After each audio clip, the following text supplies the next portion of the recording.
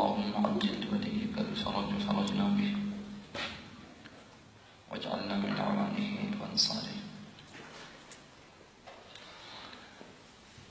بارگاہ خداوند متعال میں دعا ہے کہ خداوند ظہور آقا امام زمان عجل اللہ تعالی فرجہ شریف تعجیل فرما اور ہم سب کو ان کے اعوان و انصار میں سے قرار دے۔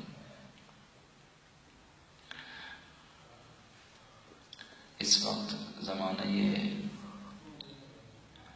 غیبت اور دوران فتنہ ہے،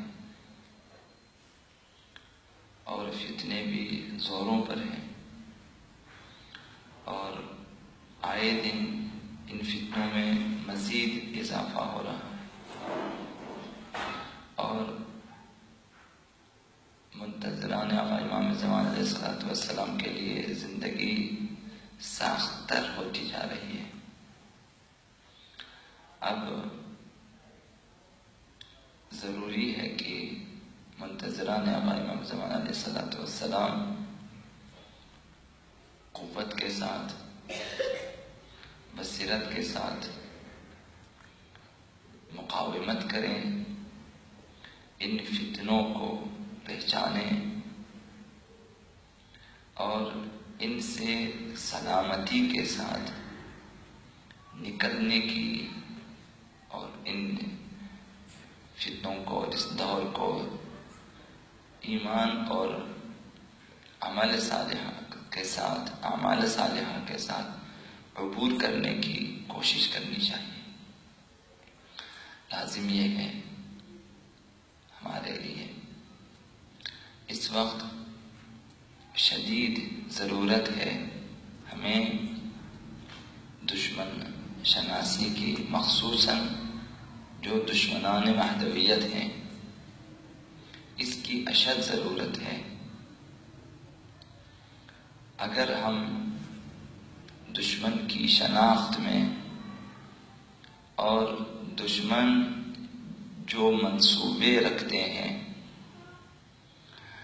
مہدویت کو اور نظام مہدویت کو ناکام بنانے کے لیے، اگر ہم ان منصوبوں سے آشنا نہ ہو جائیں تو اس وقت ہم سلامتی کے ساتھ جو ہیں اس فتنے کے دور کو جو ہیں ہم اس سے آگے نہیں نکل سکتے، اور ممکن ہے کہ ہم فتنوں کی نظر ہو جائیں۔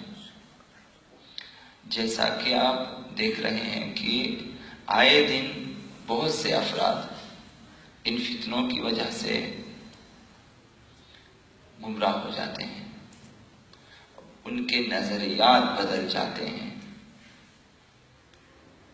اور وہ جن کی روشنی میں واضح طور پہ گمراہ ہو جاتے ہیں، روز روشن کی طرح یہ چیزیں واضح نظر آتی ہیں۔ یہ کس وجہ سے ہے کہ ہمیں اس دور کے فتنوں سے آشنائی نہیں ہے۔ تو لہذا ہماری کوشش ہونی چاہیے، جب ہم پڑھتے ہیں سفیانی کے بارے میں، دجال کے بارے میں، تو وہ بھی ایک فتنہ ہے۔ نزدیک ظہور ایسے فتنے اٹھیں گے ظہور کے نزدیک کے زمانے میں، اور یہ علائم ظہور میں سے ہیں اور علائم حتمی ظہور میں سے۔ تو اس دور میں بھی فتنے اٹھیں گے، لیکن یہ فتنے اٹھے ہوئے ہیں اس وقت، اور یہی فتنے بڑھیں گے، اور پھر سفیانی کی صورت میں یہ فتنے ظاہر ہوں گے، دجال کی صورت میں ظاہر ہوں گے۔ اور یہی فتنے ہیں جو آج کل شروع ہے پوری دنیا میں مختلف قسم کے، یہ وہی فتنے ہیں، مقامات مقدسہ کی تخریب کاری، انہیں تخریب کرنا، گرانا، مسمار کرنا انہیں، اور جو ہے مقدس ہستیوں کی توہین اور اہانت یہ جان بوجھ کر کراتے ہیں، اور اس کے بعد یہ لوگ آتے ہیں کہ جو ہیں ایک ایسی شخصیت کی معاشرے میں جس کا صفر مقام بھی نہیں ہے، وہ آ جائیں اور کہیں کہ ہم معافی چاہتے ہیں اور نادانستہ طور پر ہم نے غلطی کی ہے۔ کیسے ممکن ہے کہ جہاں کوئی بندہ کوئی ڈائلاگ اپنی مرضی سے نہیں کہہ سکتا، جہاں پوری دنیا میں ان کی نشریات دیکھی جاتی ہے، وہ نادانستہ طور پر ایسے گلوکاروں کو بلائیں کہ جو ائمہ کی شان میں اہانت کریں، اور نہ ان کے پروڈیوسر کو پتا ہے، نہ ان کے جو انتظامیہ کو پتا، کسی کو پتا نہیں، نادانستہ طور پر ایسا ہوا ہے۔ یعنی اس قدر جھوٹ بولتے ہیں تاکہ سمجھتے ہیں کہ یہ لوگ بے وقوف ہیں، اور یہ جو ہے اسی میں سمجھیں گے کہ ہم لوگ کامیاب ہو گئے، چلے ابھی ہم معافی مانگتے ہیں۔ اب کس سے معافی مانگیں گے؟ یہ دانستہ طور پر ہے اور جان بوجھ، یہ فتنے ہیں۔ ہمیں ان فتنوں کو سمجھنا چاہیے۔ تو یہ فتنے اٹھے ہوئے، یہ دشمنان مکتبیت، دشمنان اسلام اور دشمنان مکتب تشیع کی طرف سے یہ سوچے سمجھے منصوبے ہوتے ہیں، اور پھر معافی مانگیں گے۔ معافی مانگنے سے کیا ہوتا ہے کہ ہم صرف ہماری دل آزاری ہوئی ہے کہ آپ کہیں کہ چونکہ آپ کی دل آزاری ہوئی ہے کہ آپ معاف کریں۔ یہ جو اہانت ہوئی ہے جن ہستیوں کی، یہ مساوی ہے توہین رسالت کی۔ جو سزا توہین رسالت کی ہونی چاہیے وہ ان سب کی ہونی چاہیے جنہوں نے اہانت کی ہے ائمہ کی شان میں، یا جو ابھی سید کونین کی شان میں۔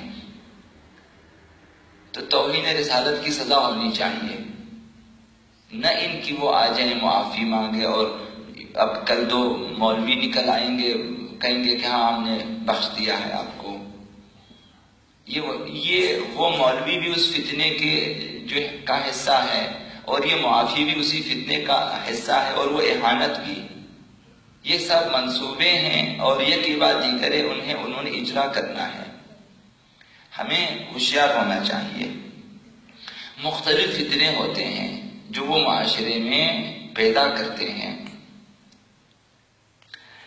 ان میں ایک فتنہ ان کا یہ ہے کہ جو ہے قوم پرست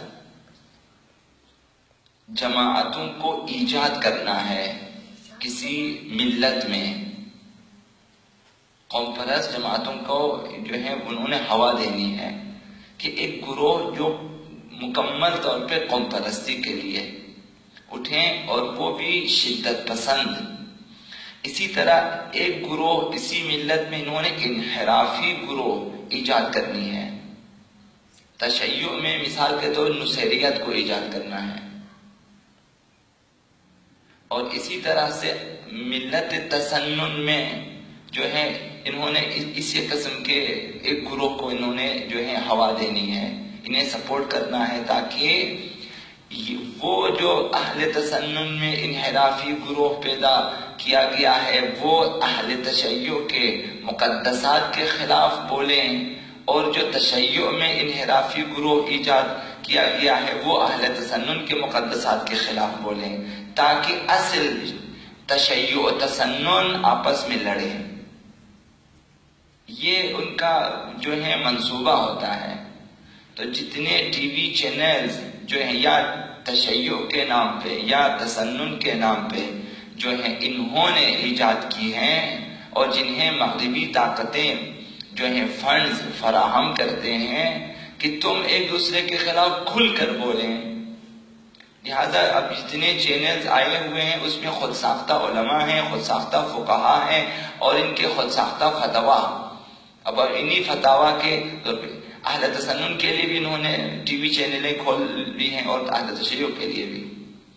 اب یہ لوگ انہیں شیعہ کہیں گے اور انہیں سنی کہیں گے جو انحرافی ہیں۔ اب نام ہمارا اور کام جو ہے دجالیوں کا، سفیانیوں کا۔ کام شیاطین کا، یہ منصوبے ہیں۔ تو ایسے گروہ وہ ایجاد کریں گے۔ یہ دشمن کی دیرینہ چال ہے۔ ہمیشہ انہوں نے کوشش کی ہے کہ جب کسی مکتب میں بدعتیں ایجاد کرنی ہیں، ان کی بنیادوں کو سست کرنی ہوتی ہے، تو ان میں ایسے گروہ پیدا کر جو انحرافی ہوتے ہیں، جو کجروی کے شکار ہوتے ہیں۔ ایک قوم کے اندر قوم پرست جماعتوں کو ہوا دیں گے، اور اسی طرح سے قبائلی اور مذہبی گروہوں کو بھڑکائیں گے، وہ بناتے پھر بھڑکاتے ہیں انہیں، اور مختلف انحرافی جماعتوں کو وجود میں لاتے کہ یہ آپس میں لڑیں، تاکہ یہ انحرافی گروہ آپس میں دست بگریبان ہو جائیں اور اصل تشیع و تسنن، اصل اسلام کمزور ہو جائے۔ اس طرح اس قوم کو اقتصادی طور پہ، سیاسی طور پہ، ثقافتی اور سماجی میدانوں میں کمزور کر کے ان کی وحدت کو اور ان کی یکجہتی کو جو ہے وہ ختم کرنا ہے۔ دشمن کی چال یہ ہے، ایک قوم میں دو مختلف گروہ پیدا کریں گے، انہیں تقسیم کریں گے۔ ایک جو ہے مثال کے طور پہ بائیں بازو والے، دائیں بازو والے، ایک شدت پسند ہے تو دوسرے شدت پسند نہیں ہے، نرم مزاج والے، اس قسم کے فتنے وہ لوگ ایجاد کرتا کہ ایک قوم میں بٹوارا ہو جائے۔ جب بٹوارا ہو جاتا ہے تو اس قوم کے جو ہے تمام امور میں جو ہے دھڑاڑیں پڑ جاتی ہیں، کیونکہ تقسیم ہو جاتی ہیں، جلسے تقسیم ہو جاتے ہیں، جلوسیں تقسیم ہو جاتی ہیں، ان کی بھی جو ہے مختلف گروہ تقسیم، خاندان تقسیم ہو جاتے ہیں۔ پھر اس طرح رسومات جو اس قوم کے اندر مذہبی یا قومی ہیں وہ بھی تقسیم ہو جاتے ہیں۔ اب یہ ایک دوسرے کے خلاف بولیں گے، لڑیں گے، اور اس طرح اس قوم کو ہمیشہ پیچھے رکھنے کی کوشش ہوتی ہے۔ تو اس کا نتیجہ یہ ہوتا ہے کہ ان گروہوں کو اپنے سے وابستہ کر لیتے ہیں، چونکہ ان گروہوں کو چونکہ لڑنا ہے تو انہیں حمایت کی ضرورت ہوتی ہے، تو ہر گروہ چاہتا ہے کہ اپنے ایک مضبوط جو ہے ایک حمایتی پیدا کرے۔ تو یہ جو طاغوتی طاقتیں ہوتی ہیں، یہ پھر ان گروہوں کو جو ہے فنڈنگ کرتے ہیں، انہیں پیسے دے دیتے ہیں، دیکھیں ہم تمہارے پیچھے کھڑے ہیں، تم بالکل گھبرانا نہیں ہے، آگے بڑھے، ہم آپ کے ساتھ ہیں۔ ان گروہوں کو اپنے ساتھ وابستہ کر لیتے ہیں اور اس قوم کے استقلال اور استحکام کو نیست و نابود کر دیتے ہیں۔ اب وہ قوم اور وہ گروہ، چونکہ دو گروہوں میں یا تین گروہوں میں تقسیم ہو گئے، اب ہر گروہ کسی نہ کسی مغربی طاقت کے ساتھ وابستہ ہو گئے، اب ان کی اپنی آزادی ختم ہو جاتی ہے، چونکہ ان کے لیے جو فنڈز ہیں وہ باہر سے آتے ہیں، اگر فنڈ نہیں تو پھر ان کے کام رک جاتے ہیں، اور پھر ان کی عزت داؤ پہ لگی ہوتی ہے کہ ان کی بدنامی ہو اگر ناکام ہو جائے، تو لہٰذا ہمیشہ ان کی چاپلوسی کرنی ہوتی ہے کہ آپ ہمیں فنڈ دے دیں۔ پھر آہستہ آہستہ وہ اپنے مفادات کو مد نظر رکھتے ہیں کہ آپ یہ کام بھی کریں، وہ کام بھی کریں، حتیٰ قتل و غارت گھری اور اسی طرح جلاؤ گھیراؤ اور اس طرح مختلف جو ہیں امور ان کے حوالے کر دیتے ہیں، مختلف ٹارگیٹس ان کو دیتے ہیں کہ آپ انہیں جو ہے پورے کریں، پھر ہم آپ کو۔ تو اس طرح سے استحصال کرتے ہیں وہ لوگ، یہ ان کی ایک چال ہوتی ہے۔